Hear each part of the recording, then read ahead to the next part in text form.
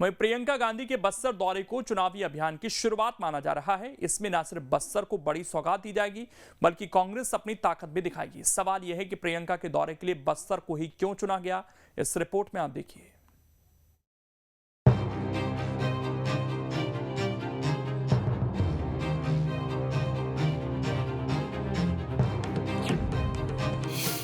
प्रियंका गांधी करेंगी चुनावी आगाज।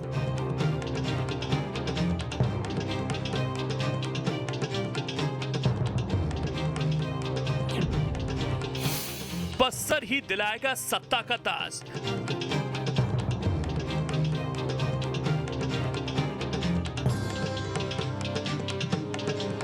बस्तर में प्रियंका गांधी के दौरे को चुनावी शंखनाद माना जा रहा है।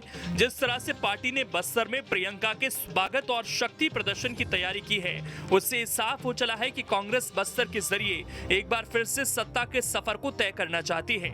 लाखों की भीड़ जुटाने की कोशिश और करोड़ों की सौगात देकर कांग्रेस बस्तर के लोगों का दिल जीतना चाहती है ताकि प्रदेश भर के आदिवासी सीटों पर उसका असर हो, और इसलिए इसकी शुरुआत प्रियंका गांधी से कराने की रणनीति बनी।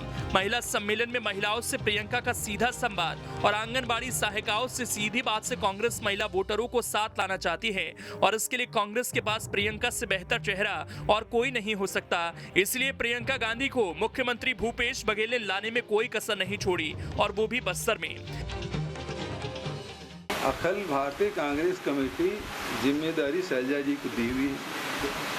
प्रियंका जी हमारे राष्ट्रीय नेत्री हैं और हर जगह वो जा रही हैं, सब जगह उनकी डिमांड है, उनको सुनना चाहते हैं, उसे मिलना चाहते हैं।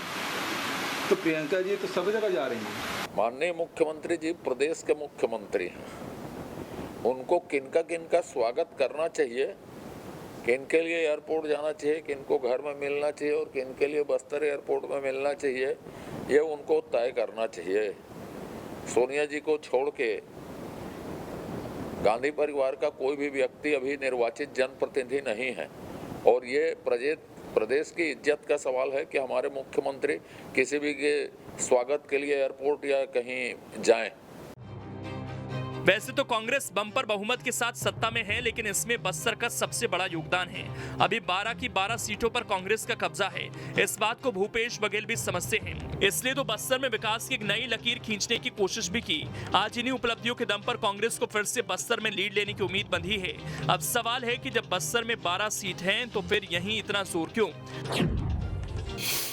तो दरअसल बस्तर संभाग में विधानसभा की 12 सीटें हैं। 2018 में कांग्रेस को 11 सीटें मिली थी। बीजेपी को सिर्फ एक दंतेवाड़ा की सीट पर संतोष करना पड़ा था, मगर बाद में हुए उपचुनाव में बीजेपी दंतेवाड़ा की सीट भी हार गई थी। यानी अभी बस्तर बीजेपी मुक्त हो चुका है। 2013 में बस्तर में कांग्रेस को 8 और बीजेपी को 4 सीटें मिली थी। इससे पहले 2008 में कांग्रेस को 1 और बीजेपी को 11 सीट मिली। इसी तरह 2003 में कांग्रेस को 3, बीजेपी को 9 सीट मिली थी, लेकिन 1999 में कांग्रेस को बस्तर में 11 सीटें मिली थी और बीजेपी को सिर्फ 1 सीट। आंकड़े बताते हैं कि 1999 को छोड़ दें तो बाकी समय में बीजेपी का बस्तर संभाग पर कब्जा रहा, लेकिन 2018 के चुनाव में बीजेपी का जनाधार कम हो गया और रही सही कसर को कांग्रेस ने उपचुनाव में पूरा कर दिया जब दंतेवाड़ा की सीट भी छीन ली। वोट शेयर में कौन कितना भारी रहा, अगर इस पर नजर डालें, 2008 में बीजेपी को 42.26%, कांग्रेस को 31.73% वोट मिले थे। इसी तरह 2013 में बीजेपी को 40.79% और कांग्रेस को 42.99% वोट मिले थे, जबकि 2018 में बीजेपी को 35.09% और कांग्रेस को 43.37% वोट मिले थे। यानी बाकी चुनावों की तुलना में 2018 में कांग्रेस को बड़ा फायदा हुआ था। छत्तीसगढ़ में कांग्रेस और भाजपा दोनों ही आदिवासी मतदाताओं पर फोकस किए हुए हैं। पिछले चुनाव में आदिवासियों ने कांग्रेस पर भरोसा किया था और सभी 12 सीटें बस्तर की कांग्रेस की झोली में चली गई थी। इसको ध्यान में रखते हुए आदिवासी हितों के लिए जो विकास के कार्य हुए, टाटा के लिए जो अधिकृत जमीन थी उसको वापस करने की बात हो, या नगरनार निजीकरण का विरोध हो, या जो भी विकास कार्य हुए हैं उसका प्रचार प्रसार की दृष्टि से कल एक भरोसे का सम्मेलन प्रियंका गांधी की उपस्थिति में कांग्रेस करने जा रही है। इसके साथ ही डॉक्टर रमन सिंह भाजपा के वॉल राइटिंग का शुरुआत भी कल जगदलपुर में कर रहे हैं और परसों डॉक्टर अंबेडकर जयंती के दिन उस वर्ग के लोगों के साथ समरसता बोझ करते हुए सबके साथ सबके विकास का संदेश देने जा रहे हैं। अब आपको बताते हैं कि आखिर बस्तर जीतने के मायने क्या हैं। तो दरअसल बस्तर के नतीजों का असर आसपास के कई जिलों पर पड़ता है। प्रदेश में आदिवासियों के लिए 29 सीटें रिजर्व हैं। सभी 29 सीटों पर बस्तर के नतीजों का असर पड़ता है। 2018 में कांग्रेस को रिजर्व 29 में से 27 सीटें मिली तो बीजेपी को सिर्फ 2 सीट मिली थी। इससे पहले 2013 में कांग्रेस को 18 और बीजेपी को 11 सीट मिली थी। आंकड़ों से अंदाजा लगाना मुश्किल नहीं कि बस्तर को सत्ता की चाबी क्यों कहा जाता है। छत्तीसगढ़ की राजनीति में कहा जाता है कि सत्ता की कुर्सी का रास्ता बस्तर के गलियारों से होकर गुजरता है।